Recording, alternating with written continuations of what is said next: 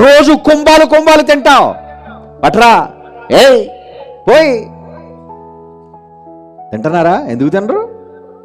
గట్టిగా తింటాం మట్టానికి. తిన్నప్పుడు ఎప్పుడైనా దేవా నాకెంత రుచి కలిగిన భోజనాన్ని ఇచ్చావయ్యా, నీకెంత కృతజ్ఞతలు చెప్తారా?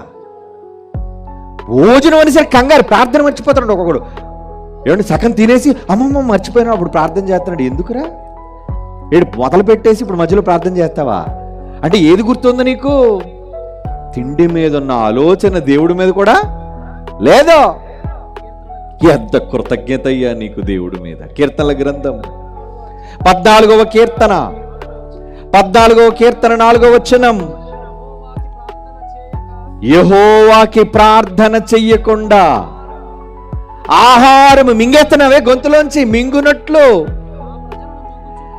నా ప్రజలను మింగేస్తున్నారే, పాపం చేస్తున్నారే. దేవుడు అంటున్నాడండి, యెహోవాకి ప్రార్థన చేయకుండా ఆహారాన్ని మింగే మీరు నేను గుర్తున్నానా? మీరు బ్రతకడానికి, నీ పిల్లలు బ్రతకడానికి, నీ కుటుంబం బ్రతకడానికి నేను కాదా దిక్కు? నేను లేకుండా మీరు బ్రతకగలుగుతున్నారా? ఎవరండి ఆయన కష్టాన్ని గుర్తించగలుగుతున్నారు?